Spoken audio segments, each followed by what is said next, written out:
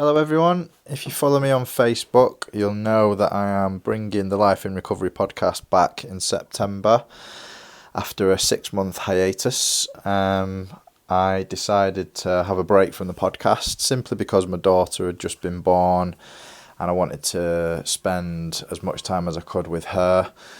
And as it happened, the COVID-19 pandemic hit and I've ended up spending more time at home than I imagined that I would, and that's meant that I've been able to spend lots of quality time with my beautiful little daughter Alice, but at the same time it's meant that I have been able to get a lot of my creative projects that I wanted to concentrate on, such as mixing techno music and getting back into the music that I love, the hard house and trance, but also I've more or less finished a new book as well, which is titled All Is Now, The Science and Spirituality of Consciousness.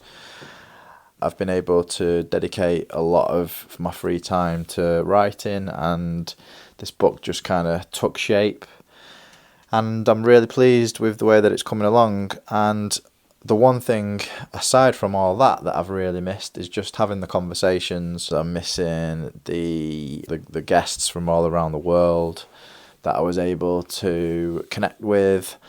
So yeah, I made the decision to bring the podcast back, and I've already got 4 guests lined up for September and another 3 lined up for October. So yeah, I'm raring to go. But in the interim period, I just wanted to give you a little bit of a teaser. If you haven't heard this conversation before, this is a podcast that I was the guest on, which is called ODAAT Chat, which is One Day at a Time Chat. And the podcast host is Arlina Allen, who was one of my guests on a previous podcast. And we had a brilliant chat on my podcast, and then we had a wonderful follow-up chat on her podcast, which I just thought that you guys would be interested in hearing. So just something to kind of wet the whistle, so to speak, between now and when the Life in Recovery podcast returns. Yeah, just have a listen to this. I hope you enjoy it as much as I enjoyed speaking with Arlina.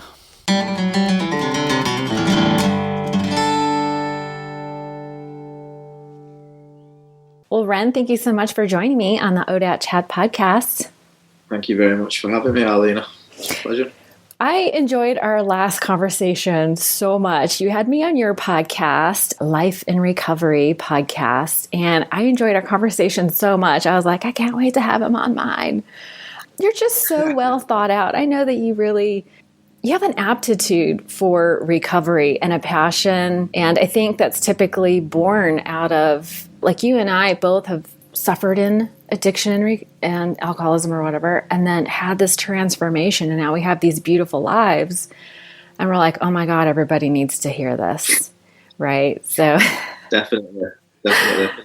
Yeah, I mean, my life now is literally couldn't be further from what I imagined, or it also couldn't be further from what I actually wanted in my life. You know, I grew up, I had this kind of like addictive desire to be famous, you know, this craving for attention, basically, you know, and it began with playing football, soccer. Oh, you're in the UK, we should say. Yeah, I'm in the UK. So I was born and raised in Manchester in the UK, and is that northern or southern? I'm so ignorant. That's the north, yeah, the northwest. Are you near like Liverpool?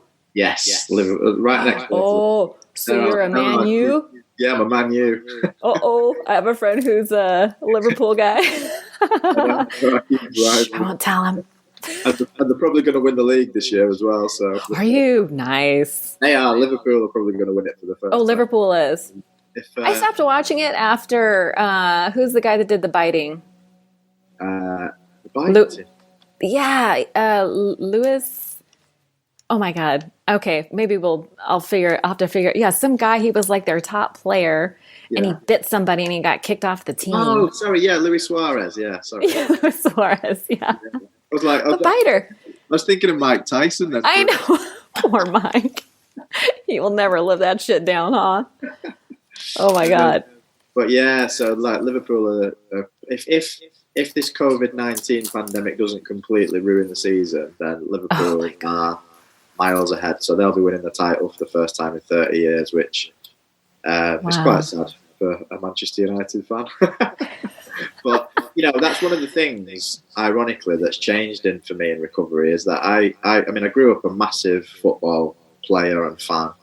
And throughout the course of my recovery, I've realised that it's just not that important. You know, it's not as important to me as the other things in life, like family and stuff, which I'll obviously get onto. But yeah, I had this kind of addictive, you know, desire for attention and fame, and it was like everything that I did was always driven by that. Really, like, you know, I played football and I loved playing football, but it was always about the winning, and it was always about the accolades that I could potentially get from that. Yeah. And then I broke my leg when I was about 18, and that kind of, you know, just ended my career there. Heartbreaking. So I then got into DJing instead. I was a DJ for 10 years and a music producer. And again, it became, and that was kind of like when the alcohol and the drugs really kicked in. But those kind of 10 years were very much around, you know, wanting to kind of be somebody and wanting to kind of create this name for myself and create some kind of legacy. And you know, it wasn't until I got into recovery that I recognised that it was a lot of it was ego fueled. You know, it was definitely my ego that was driving this need for you know, for adulation and attention, basically. You know, what's interesting is recently I had this epiphany about my own life, and what you were talking about really resonated with me. What came up for me was this need for significance. Like, I needed to feel significant in this world. And for me, it was born out of a childhood of feeling insignificant. Yeah, right? Yeah. So it was almost like the deeper the pain of insignificance, the greater the compulsion to prove that I am significant. Does that ring true for you at all? Yeah, I mean, that word I haven't ever really used, but I mean, I would definitely use the word self-esteem and low self-esteem. You know, like I think that, you know, if through the step work, you know, if you're going through the 12 steps and doing that work, and then not so long ago I did the family of origin work, the Ernie Larson family of origin program, which also really, really helped, and through also doing some counselling and also the use of psychedelics as well, which I mentioned on the last podcast. A lot of the we're going to get into that. You know, through doing all that work, I have been able to kind of trace back the source and origin of that low self-esteem and of these fears. And, you know, my dad's an alcoholic. You know, my dad's in recovery, and I think he's 30 years this year. Wow. And, you know, he tells these stories of when I was born. You know, like he says, you know, the night that I was born, he was looking out of because I was born on bonfire night. You know, the night when they have fireworks in the UK. It's when Guy Fawkes burnt down the Houses of Parliament, and so it's a my birthday is actually a celebrated day in the UK. So very cool. My dad tells this story of when I was born that he was watching the fireworks out the window, and he just couldn't wait. Like the pubs were closed, and he just couldn't wait to go for a drink. You know, and even though he tells it as quite a jovial story, now I've done the work on myself, and I've now got a daughter of my own as well. My daughter's just 2 months old. Oh my goodness! And I just think that that's really sad. You know, I think that that's when my daughter was born, if I'd have been in the hospital waiting for my next drink and not present, you know, and not wanting to be there with my baby, you know, and that'd be the only thing on my mind, I think that that's quite sad, really. And I think that, you know, even though I don't really remember loads of my childhood, I do have certain memories, and a lot of the memories around my dad were that he wasn't there, you know, that he was in bed ill from the night before from drinking, like when we were on holiday and stuff. And, you know, I just think that, and also I've got 2 stepchildren as well. I've got a 9-year-old and an 11-year-old, and I've been in their lives for about 4 years. And it's just made me realize how much of an effect not being there, being absent has on children. So I think my kind of low self-esteem stuff, my esteem issues, and my almost feeling this kind of like a lack of love, not feeling loved, even though I grew up in a loving household and I did get love from my parents. I can really trace it back to that, so that was the source of it, I believe. Yeah, absolutely. And it's, I think children internalize that as I am not deserving or I'm not worthy. And I feel like a lot of people in recovery really have a difficult time receiving because they have this limiting belief that they don't deserve it. Yeah, absolutely. Well, and also that ties in with not feeling worthy and not feeling deserving of it. Then that means that you will do so much more to attain that love and that adulation, and that's where this kind of desire for attention came from. But actually, my dad got sober when I was, I think I was about 11, 12 when my dad got sober. And then it flipped on its head because my dad was always there then. And he supported me so much through everything, with my football and with my DJing and everything. And he was, he couldn't have been more supportive. Mm-hmm. And I kind of remember, every time I wasn't playing particularly well in a match, or every time I scored a goal, I was always looking for my dad's attention. I was always looking to say, look, Dad, this is what I can do. This is, I'm proving to my dad that I'm good enough. But I didn't know that, I didn't know that on a conscious level. Sure. I can look back now and I can see. Well, there it is. It's all subconscious. And I was just watching a TED Talk. This doctor talked about how our ideas about ourselves in the world are formed between 0 and 6. Yeah. 100%. Yeah. So it's not surprising that even though your dad showed up and tried to give you all the love, it's like the 0 to 6 time frame, your ideas about yourself subconsciously, those beliefs were ingrained, like your brain was wired to that at that young age. So yeah, and they call it the formative years, don't they? Mm-hmm. And I will talk about it more in more depth later, but the psychedelics, my experience with ayahuasca specifically was a rewiring of those neural pathways. So,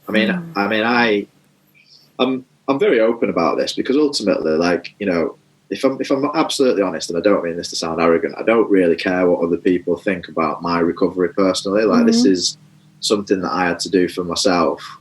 And I'm glad I did it, but that doesn't mean that I advocate anybody else doing it. And that doesn't mean I'm suggesting that anybody that's in recovery, especially anybody that's in 12-step recovery, should even think about it. It's just something that came to me. Mm-hmm. But my experience of it was that those ingrained habitual thought patterns about myself, which at the core of it was they don't really love me. That was what I believed. It was like, for some reason, on this deep, deep level, I didn't really believe that anybody loved me. Like, it was like, they always said they loved me. My parents said they loved me all the time. My partner, my friends, my work colleagues. But I didn't believe it on a deep, deep level. And it was because, like you just said, in those formative years, when somebody's telling you that they love you, but then they don't show up, or they're absent, or when they do show up, they're drunk, or when your mother is reacting to your father's behaviour, and she's kind of having to become the disciplinarian, and there was things that happened in terms of like discipline that was dished out to me, and not in a physical violence kind of way, just in a mental and emotional way, which again affected me on this subconscious level. It's probably worse. Yeah, well, ultimately it was love with conditions. It was like, if you behave this way, you're a good boy, and if you behave this way, you're a bad boy, and being bad equaled being wrong, to myself. So I grew up with this element of myself thinking that I was always wrong, and when I got drunk or when I got high, that monster that was bubbling from within would come out, and it would come out in the form of aggression and abuse and my ex-wife said to me when my dad gave me a copy of the big book about 3 years before I came into recovery, and I was going on holiday, and he said, have a read of this, son. So I took it on holiday to Crete, and I was sat on the beach, and I had a beer in one hand and I had the big book in the other hand, and I'm drinking my beer and reading this book, and I read excerpts of it to my partner at the time, who's now my ex-wife, and the bit where it talks about the Jekyll and Hyde character, I read that to her, and she just said, Ren, that is you. She said, you are such a beautiful person. She said, but when you put a drink inside you, you're a monster. Yeah. And all these flashbacks of the things that I'd done came to me, like, just like abusing taxi drivers when I was getting out of the taxis. And, there's a time when I walked past this guy. I just remember this randomly. I walked past this guy and I just looked at him as though I wanted to kill him. But he was obviously drunk as well. And we just went at it. Fortunately, there was no kind of major violence, but it was that kind of just craziness that was going on underneath the surface. And ultimately what it boiled down to was this lack of love for myself, and also this ingrained belief that I wasn't worthy, I wasn't good enough, I was some way wrong, some way twisted, and I didn't understand any of this until I came into recovery. I want to go back to the ayahuasca part. I'm just so curious about how did that revelation come up? Are you so from what I understand is there's a little bit of mental preparation before you go in, like you are intentional about something, whether is it a specific issue or is it a general question, like I want to know why I am the way I am, or I want to know what's at the root of all that. So do you go in with a question like that? And then I'm curious as to how does it come up? Is it like a visual thing? I would imagine it's like a combination of visual, emotional. Can you walk me through how that happened? Yeah, well, I'll just give you the kind of the precursor to that as well, because initially the reason why I started to investigate ayahuasca was because I wrote this book called Addiction Prevention, 12 Steps to Spiritual Awakening, and I started writing the book in 2013-14, and it was around the time that I'd been working in prisons as a drug and alcohol counsellor for a couple of years, and prior to that, all my experience of recovery and addiction was my own experience and was in 12-step fellowships. Then all of a sudden I found myself in a prison environment where I was dealing with hundreds and hundreds and hundreds of young people, that were all suffering from various degrees of addiction issues. And what I started to understand and to realise was they were all traumatised, these people, all of them. Like, they all came from really dysfunctional backgrounds and they had all this kind of trauma, and they were using substances as a way of medicating their mental health issues, which were a result of emotional issues. So I've got the 12-step program that I'm living my life by, and then I've also got these case studies, the constant case studies. So I started writing this book, and what I wanted to do was I wanted to simplify addiction for the layperson so that they could understand, because I became convinced that everybody is suffering from the spiritual malady to a greater or a lesser degree. Agreed. And if the 12 steps is a solution to the spiritual malady, then why couldn't the 12 steps be used at an earlier age, in schools, to prevent addiction from happening further down the line? So this was my kind of thesis that I began working on. And during the course of writing this book, I came across the idea of traditional medicines, and a friend in recovery had started to research ayahuasca and mescaline and psilocybin and all these things. And he came to me and he started talking to me about it one day. And my initial reaction, as it says in the big book, was contempt prior to investigation. I was kind of like, nope. Hell no.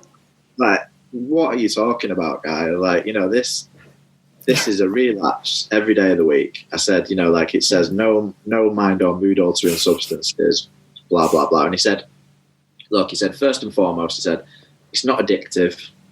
Second of all, it deals with trauma, and emotional and mental health issues. And third of all, he said, Bill Wilson was experimenting with LSD back in whenever it was, the 60s or the 70s. And he said, look, you need to investigate it a little bit more. And also, with you writing this book, maybe you should put a chapter in there about traditional medicines. So that was where it began. I started to read about it. I read all the literature about Bill Wilson's experiments with LSD. It turned out that the 12 and 12 was actually written as a result of his experiments with LSD. Are you kidding me? No, it was co-written with his sponsee, Tom P., I think he was called, who Bill Wilson introduced Tom to LSD, and then they wrote 12 and 12 together, which was like, I didn't know any of this stuff. And anytime I ever tried to bring it up in meetings, I would be shut down immediately. And people would say, oh, it was kind of like a mistake, and he didn't want to continue with it. When actually he was put under a lot of pressure from people within, 12-step fellowships to not really talk about it anymore and to kind of move away from it.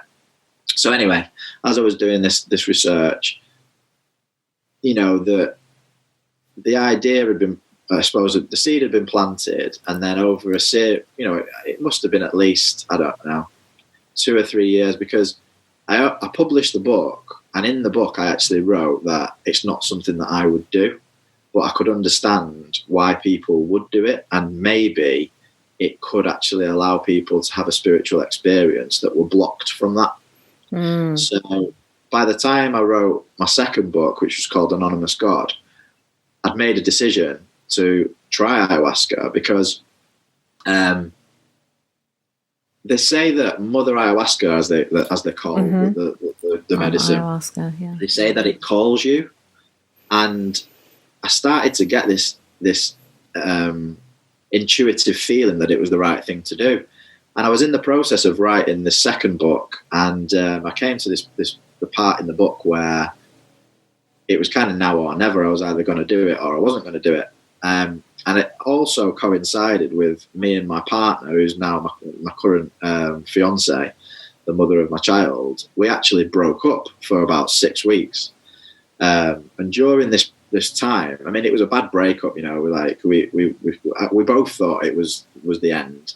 And I left the home and went and moved out. Wow. It was really traumatic for everybody, for the kids and for me and for my ex, for my partner now. And during that period, this feeling just came even stronger. And it was a synchronicity type thing where it just so happened that somebody contacted me and said that there was this ayahuasca ceremony that was running in Mallorca, and it happened to be the shaman of the Shipibo tribe, which was the people that I was researching in the first place. Whoa! Coming over to Mallorca to do it. So I just thought, I'm going to do it, And I, if I'm honest, I didn't really. I spoke to a few people in recovery about it, and they kind of said, I don't think it's a good idea, but I knew that I needed to do it. So I flew to Mallorca, and to answer your question about the intentions, I had intentions. Like it was done the proper way. So they make you do a dieta initially. So you do a dieta for a week prior to, I think might have even been 2 weeks prior to the ceremony. So have to cut out. What is that? So it's like you've got to cut out all toxins. So no caffeine. You don't eat chocolate, you don't drink caffeine, you don't eat spices. There's a list of all things that you have to completely cut out. So I followed that to the T. I was abstinent from all sexual activity as well. You had to keep your base energy inside you, basically, and not have any toxins coming into your body. And then you had to have at least one intention, but it was a good idea to have 3. Okay. So my 3 intentions were, first, was my relationship with Adele over, or were we meant to be together? The second one was about selfishness and about overcoming my selfishness. Mm-hmm. And the third one was I wanted to meet God. So whatever God is, I wanted to meet it. Mm-hmm. Me too. But in this realm, not personally. Yeah. You know what I'm saying? So my experience was, and just a little bit of an advertisement here. I have actually written a book about this. So I'm gonna leave. By the way, I'm gonna leave links to all the books in the show notes. I just want everyone to know, because I find this fascinating, and there's so much more to go into. Cool. But we'll leave links. I wrote a book called Together, an Ayahuasca Experience, which was about this experience. And the reason why I wrote a book was because I was, as I said earlier, I was coming to the end of this second book, Anonymous God, and after the ayahuasca experience, during the ayahuasca experience, Mother Ayahuasca, because my experience of it was I ingested the medicine. Are there other people with you, or is it just your shaman? Or there was 16 of us in a blacked out yurt. Okay. And there was 2 shaman and 4 facilitators that were helping people through the journey. And it's just the book's insane because it's a crazy story, but I was halfway through my experience and she told me to stop writing my current book and to write another book based on this experience. That's what I was told to do. So from Mama Ayahuasca. Yeah, because my experience of it was I ingested the medicine, I vomited into a bucket, which is what they call the purge. And usually once you've purged, it takes over you then, and then you have the experience. And it's about 7 or 8 hours of, psychedelic journey that systematically goes through whatever it is that you need to deal with. Mm-hmm. And my experience was that she took the form initially of the woman that was right across from me, which was one of the facilitators. I opened my eyes and I looked at her, and she'd become like this goddess, basically. And she started speaking to me. And then I closed my eyes and I just had her voice in my head the whole way through it. And it was just this woman's voice talking to me in this kind of like a rhythmic riddle almost. Mm. And she just kept on saying, hello, how are you? I love you. Remember, remember, remember. Together, together, together, we will save the world. And it was this rhythmic thing that kept going, and she kept adding bits to it all the way through. And then the first thing that she dealt with was my relationship with Adele. So it was very clear that Adele and I are twin flames. She's my soulmate. We're meant to be together. And it kind of it makes me feel emotional. Actually, it showed me the error of my ways in the relationship, and it explained to me that just that she loves me, and that everything that she does it is not to hurt me. It's because she loves me. Mm-hmm. And it was the same with all my family and all my friends and colleagues, and it was like they love you, they love you, just like love you, just accept receive. That they love you. Yeah, just learn to receive. And then the last part, it took me through the selfishness part. She just said to me, you don't drop selfishness, silly. She said, you just be altruistic, you just be loving, you just be kind. And that's the opposite of selfishness. It's just very, very simple. And then the last part of it was, meeting what I would explain as my higher power was just going into love, into bliss. It was literally like, don't know really, nirvana. The only way I could explain it was just going into it, whatever it is, the oneness, and I just completely disappeared into it, and I was gone for a long, long time. I don't know how long I was gone for, but I was gone for quite some time. And then when I came around, it was just all these realizations of like, everything is interconnected, and right. At the basis of everything is all the things that the mystics and the religions have always said. It was just that complete and utter total realization that was all true. Right. And then the integration afterwards was just kind of about, I suppose, just allowing that to process really, and to try to integrate all this stuff into my daily living. Wow, that's intense. I don't know if you can hear my dog outside my door. I heard a little moan. Did you hear it? He's an English bulldog puppy, and he'll sit outside my door and cry. I've seen the pictures of him on. Have you? Isn't he cute? I got to text my teenager, come get Ted. Please. Sorry, I will most likely cut this out. It's cool. I've got a lovely little dog called Teddy as well, and he often. You do? Yeah, he's beautiful. He sits outside. Your dog's name is Teddy? Oh my God, your dog's name is Teddy. You have the peony tattoo. I have the lotus tattoo. You have the lotus tattoo. Yeah. We're like twins. We're like bosom buddies from across the pond. Across the pond. That is hilarious. But yeah, I mean, after the ayahuasca experience, it was kind of like the irony of it is, and this is the reason why I say,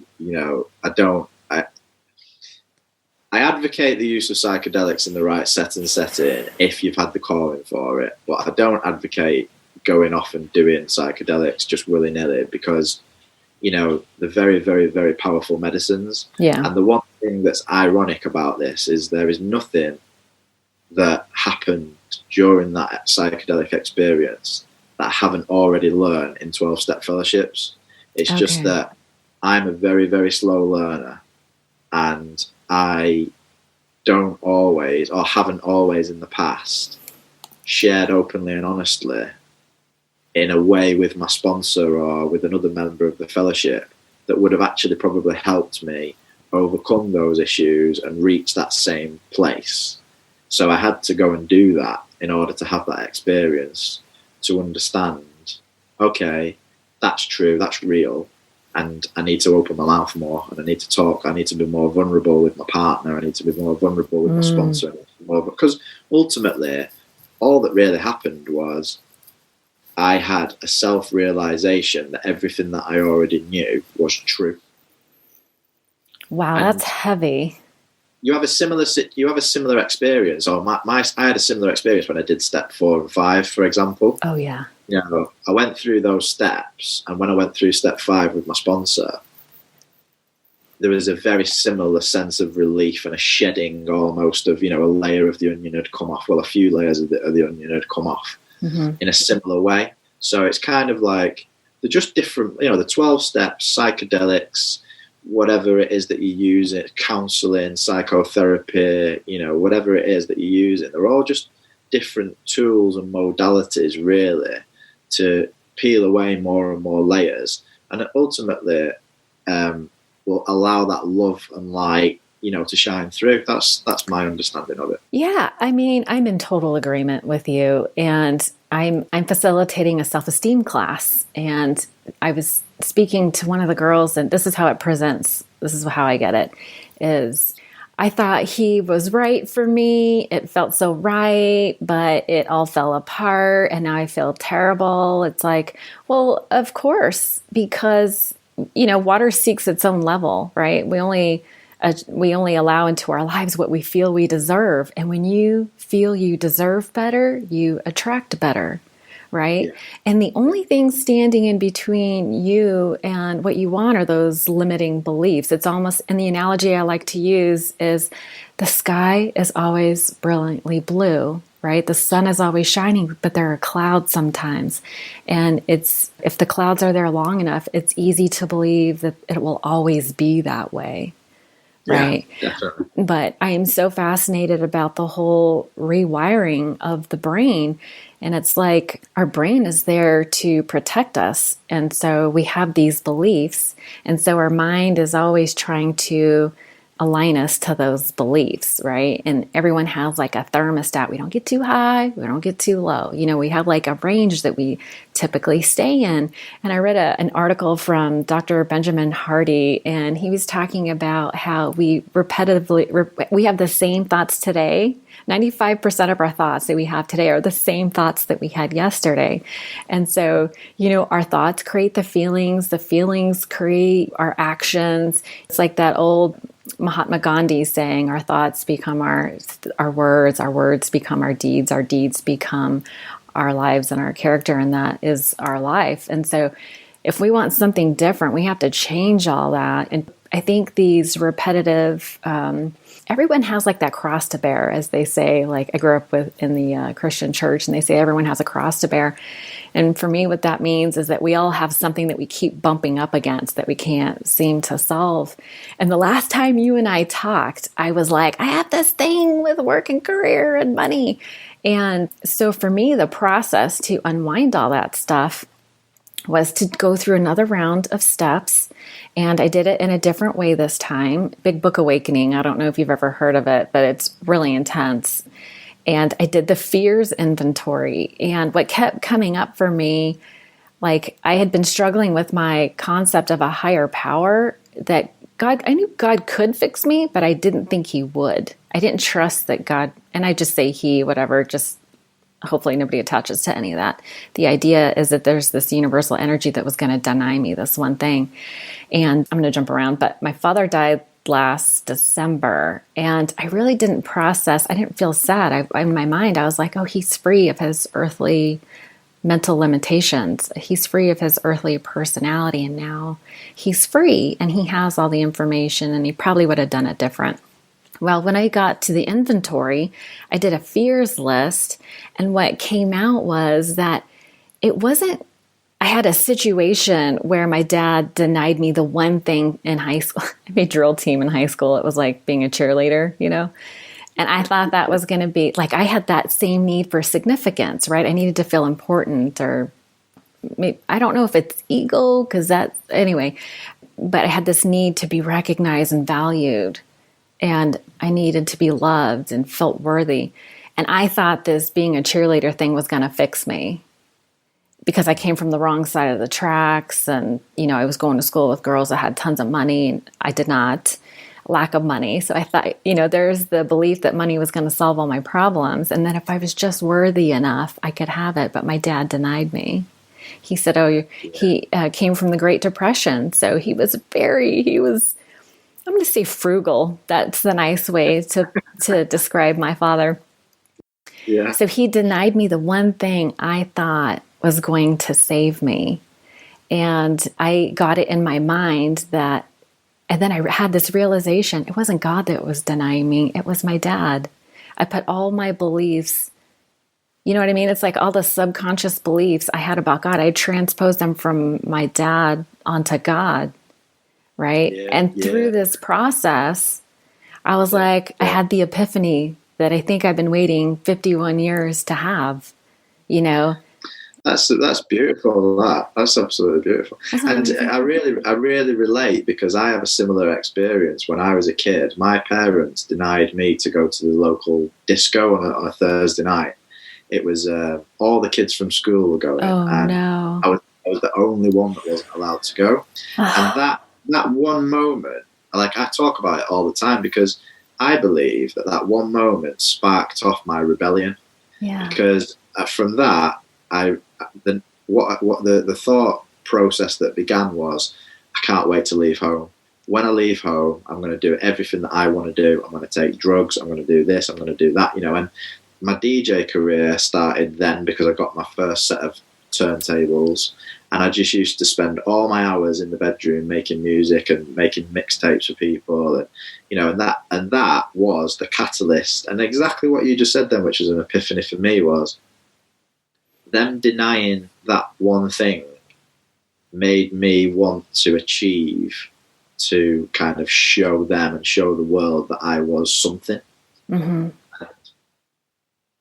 I don't believe, in some respect, like you just said there, because I just realized that in my subconscious there's still this thing excuse me, where I struggle. It's like with the podcast, I struggle with, should I just give it all up and just be a nobody, you know, and just go back to doing nothing that involves kind of promoting yourself or anything like that? Or should I put more effort into this and become the thing that I always believed that I would be? And there's an element of me that says, don't do that, because the universe, higher power, God, whatever, doesn't want you to do that, or won't allow you to do that. So it's like I'm always on this fence with those two things. So thanks for that. I really appreciate it. Okay, so now if you think about that question, who's really denying you? Or what is really your purpose then? Well, this is the thing, you see, because, and this is the reason you asked me at the very beginning before we started recording, do I want to have the video playing? So prior to this conversation, I've always remained anonymous. My name's anonymous. You know, my face is anonymous. I use the stupid cartoons that I put on all the podcasts. And just very recently, I've started to think, am I going to continue this way, or am I going to just show myself and just be that person and just put everything into it, you know, put even more into it than I already do? So I think I'm answering my own question, because the only person holding me back is me. and there's always reasons for it. There's always like this underlying question of, do I well, it's a metaphysical question in many ways, though, because it's like, do I want to be somebody, or do I not? Do you know what I mean? Does that make sense? It does make sense. And I think, when I hear you say that, like, what comes up for me is, do I want to really be me, who I really am? Yeah. Do I really want to be who I really am? Like, what is the cost of that? And, I made the decision a long time ago that I wasn't going to be anonymous because, listen, I wasn't anonymous about my drinking. I wasn't anonymous about my worst self. Why would I be anonymous about my best self? Yeah. Who am I serving by playing small? Yeah. Who am I? Maybe, sorry to interrupt. I was just going to say maybe one small difference between us there, though, is I think I was quite anonymous about my drinking and my drug use. I did keep as a DJ. You were anonymous about that? Yeah, not in that. I'm not sure. In that, not in that sphere. But again, though, the irony of that was, like, I had my DJ name. Like, it was almost like, oh, right. The DJ name was a persona that I could play. Right. At the weekends, and whenever I was DJing, I could be that person, and then during the week I could be this other person. And it's similar with the podcast, really, and with the books, because my pseudonym that I use for the podcasts and the books, I suppose to some degree allows me to remain anonymous, because I don't go on my own personal Facebook page, as an example, and talk about those things very much. I kind of just keep it very low key, keep it to kind of like my family stuff. Whereas on my Rencoy page, all I talk about is like the recovery stuff, and and anything that I'm interested in the spiritual realm and all that kind of thing. So there is this kind of disparity between the two people of who I suppose I am, really. Mm-hmm. And the question still remains as to, I've been considering, do I drop the pseudonym altogether and just use my normal name, or do I just continue with the pseudonym but invest everything into that? You know what I mean? So that's where I'm at right now. It's a bit of a crossroads, really, as to how I want to proceed with it. And then the other option is quit completely. Like, there was the other day I was thinking, well, I've said everything that I need to say on these podcasts, that I don't really have any more of an opinion that I can share. I've written pretty much everything that I could write so far, in my life. Even though I've started writing another book, that's just the hobby, really. Or it's who you really are. Absolutely, yeah. Absolutely. Yeah, you're a writer. I think that is the real answer is that is who I am. But there's reasons why I kind of withhold my own identity, I suppose, and the main reason, obviously, when we're talking about recovery was this question of anonymity. It's very clear in the 12-step fellowships that it says remain anonymous at the level of press, radio and films. Now, that was written 80 years ago, and things have changed a lot now. So a lot of people, including yourself and many other people that I've spoken to, have discarded that anonymity, made the decision for themselves to, get those messages out there for the reasons that you were just saying. And I honestly think more power to you, to be honest. That's the way that I kind of sit here, think about it at the moment. I understand that the reason why the early, those people that were early in recovery, they didn't want famous people to release their, expose their anonymity, because if they were to relapse, then obviously it would be detrimental to the organisation, to the fellowships. Yeah, I have an opinion about that. Do you want to hear it? Well, I do, definitely, and I have stories of people that have heard famous people breaking their anonymity, and it's actually got them into recovery. So but yeah, what were you going to say? Well, I definitely feel like there is a place for anonymity. I think when people are first in recovery, there's so much shame and guilt. They need a safe place, right? And anonymity offers a safe place. At the same time, I feel like that after a while, it can, not always, but it can foster the thing that it is trying to eliminate, which is guilt and shame. right? If this is, if it needs to be a secret, why is it a secret? Oh, it's bad. Am I bad? It's like, and the idea of relapse and tracking time, it can be, there's so many paradoxes in recovery. But yeah, the anonymity thing, I feel like, so when somebody of notability falls, it's not a testament that the program doesn't work. It's a testament that we still love those people. They are still worthy of love, and they can still come back from that. Like, we need to learn how to get up after we fall, right? And it's unreasonable to expect that everyone is going to be able to maintain perfect abstinence. And so it's a fear-driven idea that we need to maintain anonymity. And I think anything that is fear-driven is out of alignment with healing. That's just my opinion. Yeah, and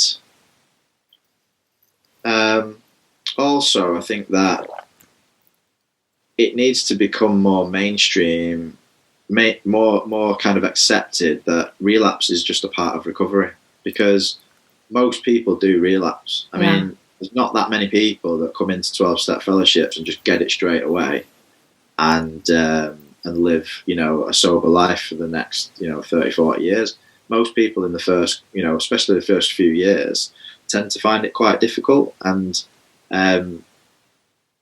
the message should be, like you said, just keep coming back. Right. We'll love you no matter what. And relapse isn't failure. Relapse is very, very likely. It's obvious that it's a learning experience. There's so much to learn from that. Yeah. I mean, obviously, there's quite a bit of scaremongery, I think, that goes around about relapse, simply because you don't know whether it's, you don't know whether you're going to come back, do you? That's the problem. If you do take a drink or you do take a drug, you could die. Yeah. So that is the reason why the message is so strong. But ultimately, look at Russell Brand, for example. He is, like, literally, I suppose, the global icon for recovery at the moment, in terms of everybody who knows who he is knows he's in recovery. Mm-hmm. And if he was to relapse tomorrow, would that really have any bearing on people thinking that that recovery doesn't work? I don't think so. I think most people would, and anybody in recovery would probably think, I wonder what he wasn't doing. I wonder, was he going to meetings? Was he working the steps? That kind of thing. And anybody outside of recovery who doesn't know anything about the 12 steps, I don't think that would even cross the mind. Yeah, I don't know. I mean, opinions are a funny thing. If there is an opinion to be had, somebody has it. So I don't make decisions based on my life, based on what everybody thinks. Like, it's that whole thing of to thine own self be true. But I think if somebody like that relapses and survives, then the story continues. Yeah. And then it becomes a story of comeback, right? Everybody loves a comeback. The comeback. Right? Because we all fail. And like you said, it's, we all fall, but it's in the rising again that inspires hope. So even if somebody does, relapse, there are so many lessons in that. And the lesson isn't that we're bad or that we didn't do something right. It's more of, I just have so much empathy, right? Like Brene Brown talks about empathy as the antidote to shame. And so it's like, of course you relapse. It's like you had an unhealed part in you, like something was unhealed, right? And that's a wound. I would never judge or condemn somebody for being wounded, right? No. Like, what fucking sense does that make? It doesn't make any sense to me. And so, we love these people. We nurture them back to health, right? That's and healing those wounds as well. I mean, this is the reason why I did investigate psychedelics, because after the experience with ayahuasca, I then experienced psilocybin a couple of years later, which was last year, I think. And you talk about healing wounds, like there was a lot of emotional healing that went on during that 4 or 5 hours. And it was not something that I've experienced in any other form of therapy. counselling, 12 steps, anything. It was on a very, very deep level, that stuff that I didn't even know needed fixing. Like one of the experiences, for example, was I got this flashback of being absolutely smashed in this club. I was off my head on drugs. I'd been drinking all night, and all this shame and guilt had been bottled up inside me for getting into those states. Well, I was sat on the grass, rolling around, laughing with my friend, and having this psychedelic experience. And then I went into this, this kind of flashback, and all that guilt and shame just washed out of me. It just left me. I felt it leave my body, came out of my feet and into the grass, and I didn't even know that was there. I had absolutely no idea. So, there's all these modalities. And another thing that I was going to say something actually that you mentioned a moment ago. It's just left me. Story of my life. I'll come back to it in a minute. It's releasing that. Like, we do need to find ways to release that guilt and shame, and I feel like my life's work is about finding ways to uncover those subconscious beliefs and release them, and then bring in new empowering beliefs or positive beliefs, right, that we can move forward with, right? So it's like we need that sufficient substitute that we talk about in the room, so to speak, is we need to replace it with, like, there can't be a void. So let's replace it with something positive. And it always seems to come back to, I am worthy. I'm deserving of receiving love and letting go of negativity. It's like dissipating the clouds and just acknowledging what already is. Like, all the good things are already there. We just need to move the clouds away. Well, you've been programmed your entire life, and my experience of the 12 steps and all the other modalities that I've used over the last 10 years has been deprogramming myself. Mm-hmm. Because I look at my baby now, and from the moment that she was born, I've studied her. I've studied everything about her. I'm constantly, I've got her in front of me, and I'm constantly studying her and watching her, and and listening to her little gurgles and stuff. And this was the basis of this new book that I started writing, because I was like, she's a blank slate. There's no ego there. She's just completely present at all times. She's just in the moment. She's pure consciousness. She's pure awareness, and she's just soaking it all up. And there's just no ego. There's no, and ultimately, at about 2 years of age, well, leading up to 2 years of age, the ego starts to construct, and then the programming begins. And the programming begins right at birth, but you're mm-hmm. being programmed all the way through your life. So when you come into recovery and you have this major, psychic change, this epiphany that, oh my God, everything that I've been doing has been just not working for me, and it's not been working for the people around me. To start to begin to deconstruct that is really, really difficult. Mm. And in terms of like my own journey, I've just started to kind of recognize year on year on year all the things that I need to strip away that don't work for me, and I want to get back to, ultimately, I want to try to get back to, as near as possible, to that kind of egoless state, in terms of, not obviously I'm always going to have an ego, but I just mean not being driven by the ego. Right. Oh, that was what I was going to say earlier as well, was in terms of in terms of like programming, through doing the family of origin work, I realized, I uncovered that I'm what they call a double-minded man. So I grew up, part of my programming was that I grew up that I was always questioning myself. Like, if you ask my partner, she says, you can never make a decision. And the reason for that is because I was always questioning whether my behavior was right or wrong. And I was never fully accepting that the thing that I was doing was correct. So when we were talking about, me as a podcaster and an author and using a pseudonym, oh, here we are. Yeah.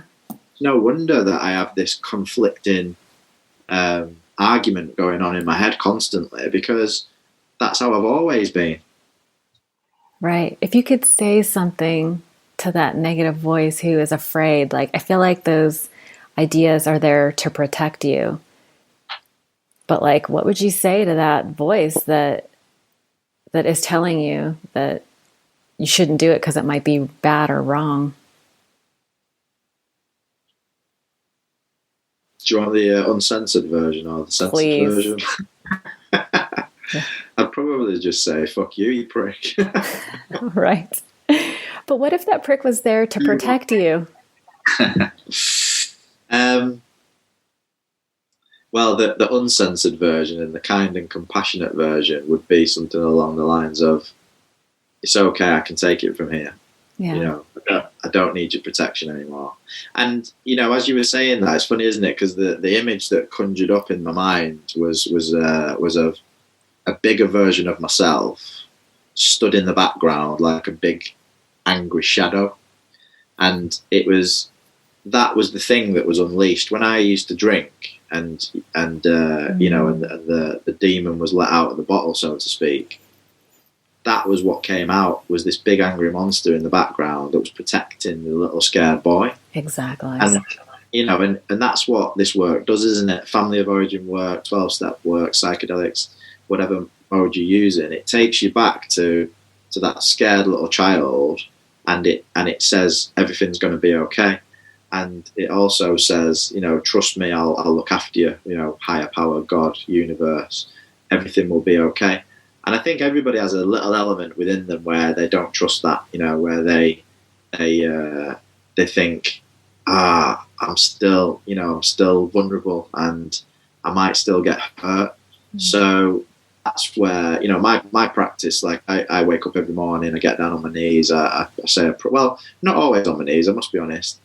But I always hand it over. I always ask for my higher power to help me through the day, keep me sober, keep me sane. I meditate every day. A couple of years ago, I went on a 10-day Vipassana silent meditation retreat, Wow. which was, again, another beautiful spiritual experience, you know, and I had a similar experience of oneness during the meditation that I did during the ayahuasca experience. The ayahuasca lasted hours, whereas this lasted probably about 30 seconds to a minute, but it was the same experience. So what that helped me to realize was that you can do that through natural means. Mm-hmm. And my meditation these days is just, ironically as well, I just wanted to, another thing that's just come up for me in terms of meditation, you know, you were talking about the habitual patterns and the things that we think the same things over and over. Whenever I meditate, every single time I meditate, the first thing that comes up, or always comes up quite heavily, is my self-image. So I start to think about the way that I look and the way that I present myself and how I can manipulate other people's view of me by the way that I dress and by the way that I talk and by the way that I communicate. And it's always this constant, you know, the subject is always me. You know, and yeah. it all ties in with this, with everything that we've been talking about. It's all about, we call that image management. Yeah. It's brilliant. It's exhausting. Like it's exhausting, yeah. Really. Yeah. It all ties in with everything though, doesn't it? Because ultimately that's what we're talking about, is we're talking about, you know, becoming your authentic self, and then you don't have to image manage. Yeah, absolutely. You know, it's that shift from external validation to internal validation, which is tough to let go. But I think part of the process as well for me was I went to India in 2010, I think it was, and you know, the poverty, I mean, I would class it as an experience rather than a holiday, because it was just like crazy and insane. And the synchronicity, one of the synchronistic things that happened was one day I was in Goa and I was just walking down the street, and on a motorbike coming down the road was a girl who used to DJ at the same clubs that I used to DJ. In India? Just randomly, I had no idea she was there. Or really? I I had no idea she was there. I had no idea that apparently she lives out there and she still DJs out there. But she was there, and it was just at the point where I'd given up DJing. And she was driving down the road on a motorbike. She never saw me, I just saw her. And it was this amazing moment where I saw her and I realised I didn't want to be a DJ anymore because I didn't want to chase that lifestyle anymore. And also, because of that trip, I realised due to the poverty and this story will blow your mind. The guy that gave us a lift in the taxi home to the airport on the way back, he was trying to kind of sell it, sell us coming back to India. And he was saying, next time you come back here, you stay with us, you stay with my family, we'll look after you. Oh, wow. And he was talking to me about the poverty, and he said him and his family had already sold their skeletons. Wow. So when they died, their skeletons were already owned by somebody to do whatever they do with bones out there. So he was that poor. Oh, you mean like literally? He'd already sold his skeleton to feed his family. He'd already made that deal. And he was like, don't. Oh, I thought you were speaking metaphorically. I was like, wow, that's amazing. Like we all have skeletons in our closet. When him and his family died, his skeleton would be given to whoever it was he'd sold it to. And when he told me that story, I realised that all the material things that I have and that I think are so important, like I really don't need them. So I got home and I started to clear out like all the stuff that I owned that I didn't need. I gave it all away to charity. And then every year since then, I've had a yearly house cleaning. And like, obviously I live in a house now with my partner and our kids and stuff, but I personally don't own anything. Like I could put all my possessions in a car and that would be it. And I'm really comfortable. Like obviously like the stuff now, like this room, we own all the furniture together and stuff. So that's not quite as true as it was, but prior to moving in here. And so if I buy clothes, for example, now I'll give clothes away, like I have a kind of 1 in, 1 out policy. Oh, smart. And it just makes me, I just feel so much lighter as a result. I heard it, Elon Musk, yeah. He was on the Joe Rogan podcast recently, and he's doing exactly the same thing. He's giving away all this stuff, and he said he doesn't want to be pinned down by attachments. And I've heard that like energetically, it's like it takes something from you. I moved a year ago, and just before we moved, we gave away so much stuff, and I felt freer for it. Yeah, like you don't realize. I mean, I accumulated a whole bunch of more stuff. My house is 4 times the size of my last one. My last house was very small, I'll just say. But yeah, it's interesting when we release possessions, we are energetically tied. It is a freeing experience. But it also, whenever you give, it's like nature abhors a vacuum, right? So that's why that concept of giving, you receive tenfold. So even if you're just giving away possessions, you receive tenfold in other ways that are probably more valuable to you anyway. Absolutely, and I do believe in the concept of spiritual materialism. I think that you can be a spiritual materialist in the sense that you can own possessions and really love them, but understand that your happiness isn't attached to them. So, like I've got this lovely, beautiful MacBook Air here in front of me, which I enjoy using, but if it broke tomorrow or if somebody stole it, it wouldn't ruin my life because my happiness isn't attached to it. Right. And like prior to that, after that holiday in India, I used to wear a watch, a Tag Heuer watch on my wrist, and it was worth a couple of grand. And I love this watch. Like when I first bought it, it was like it was like this status significance. Symbol. Yeah, like, I've arrived. I have a Louis Vuitton. I understand. And when I went to Thailand, and like there was this young guy. Well, a lot of the young men there, they couldn't. They were obsessed with this watch. And it just made me feel really kind of disgusting about myself because I just thought, it doesn't bring me that much happiness, really. It did when I first bought it. And, like, you think that by owning this watch, it will make you really happy. But happiness doesn't work that way. I was far enough in recovery at that point to understand that my happiness doesn't rest on material things. So I sold the watch, and I've never worn a watch since. And I don't miss the watch. I don't worry about owning a watch. And, and even though I do like buying certain things, and and I don't mind spending a bit of money on stuff. At the same time, I won't buy stuff now that's ridiculously expensive, because I just think I could use that money towards my family, towards people that need it, and it's just so much of a better use of spending my money, really. Do you feel, it almost seems to me like that is a direct correlation to your increased self-esteem now? Do you feel like it has increased? I would say that since the ayahuasca experience, and being able to process that and continuing to work the steps and do and just basically live a life of recovery to the best of my ability, I'd say that my self-esteem is the best that it's ever been. Yeah. I very rarely, on one of my podcasts recently, a guest of mine made this comment, and he said, in terms of Maslow's hierarchy of needs, he said, I'd say that you were pretty much self-actualized. And I said, well, I'm not sure about that. But then when I looked at it afterwards, I thought, I'm not far off. I wouldn't say that I have peace of mind every moment of every day. And I wouldn't say that I don't suffer from the odd occasional self-doubt. Mm-hmm. But, as an example, I went for a job interview last week, which was a very senior position in the organisation that I work for. And I didn't get the job. And the person that got the job, I was really pleased for that person. And I actually felt, prior to the interview, I thought, if anybody gets it, it'll probably be that person.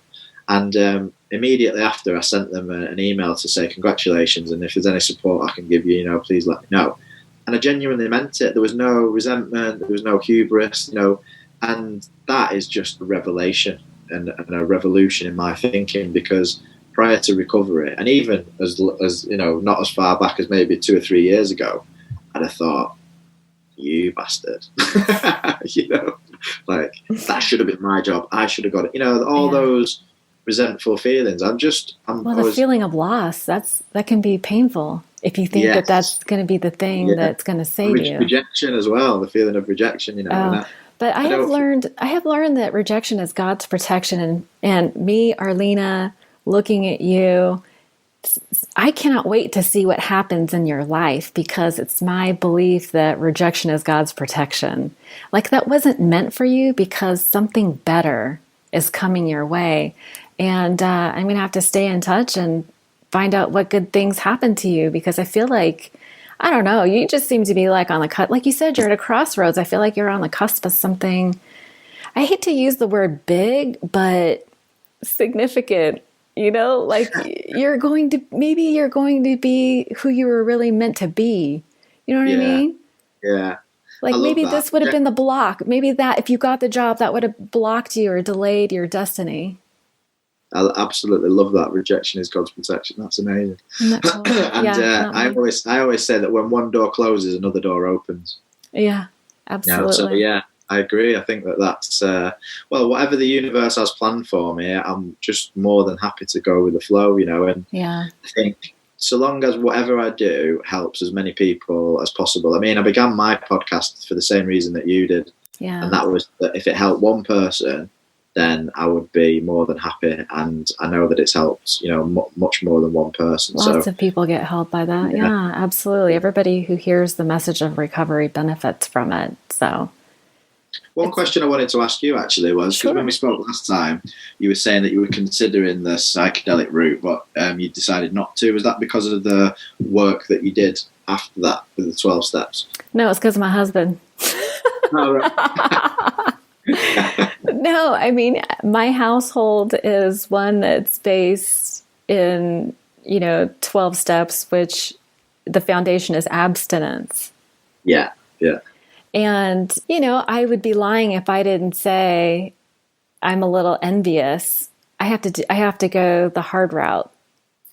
You know what I'm saying? But what I learned from my recent story that I shared with you about going through the fears inventory and really, that was huge magic for me, right? That was, I think, honestly, that was the thing that I needed to heal all this time.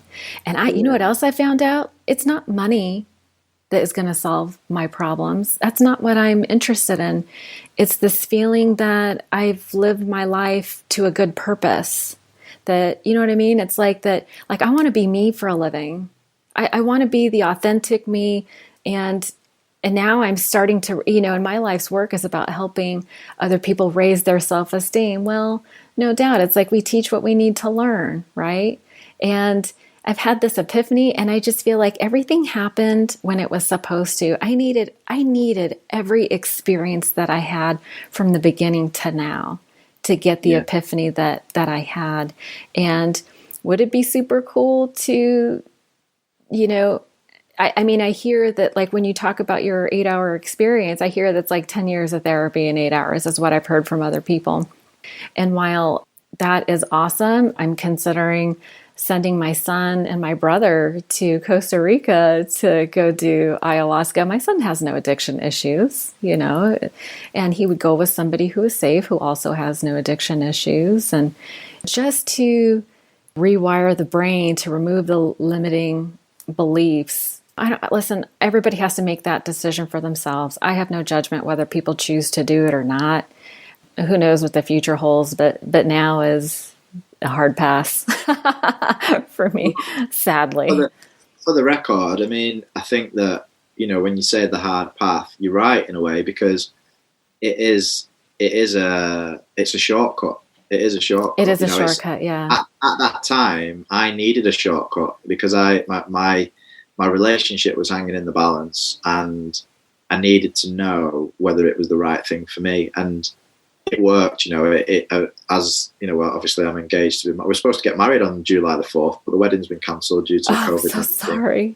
So we've moved that back a year, but that's all good as well. It's all good. It's acceptance, isn't it? And but the hard path is often the most rewarding, and ultimately, if you don't need to do it, then you don't need to do it. I mean, psychedelics, they're almost like a cheat code for life, I would say.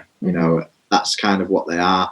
But I am pretty damn sure that, like any drug, any medicine, anything that you overuse, if you were to get into it too much, it would cause you problems. So for me, I think I'm probably done with psychedelics. I think, you got what you needed out of it, and now you can. I got what I needed. I had my experiences, and I'm pretty sure that, I would never say never, but at this moment in time, it's not on the radar really.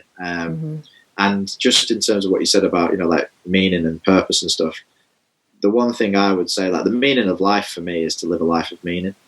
Yeah. That is it. Like if you live a life of meaning, then you've lived a life, and you've got to have a sense of purpose in order to do that.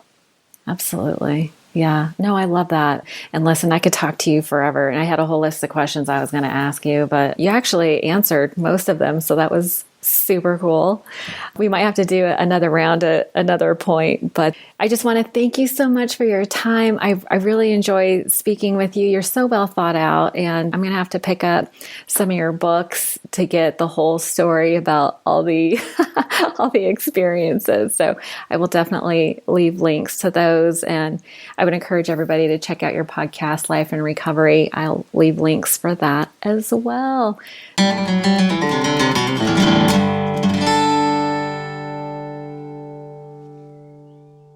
Thanks very much for listening. If you've been affected by any of the issues discussed in the podcast, please see links to a range of mutual aid organisations underneath the podcast link. And please don't forget to subscribe and give us a 5-star rating. And you can also support the podcast now via Patreon at www.patreon.com/Life in Recovery, and you can donate anything you like, really. A couple of £, £10 a month, whatever you feel that the podcast is worth to you. Is it worth a cup of coffee? So yeah, anything would really, really help to market the podcast and spread the word of recovery far and wide. Please visit www.lifeinrecovery.co.uk for my books and social media links. And if you'd like to get in touch, email me, rencoy@lifeinrecovery.co.uk. Peace and love, and goodbye for now.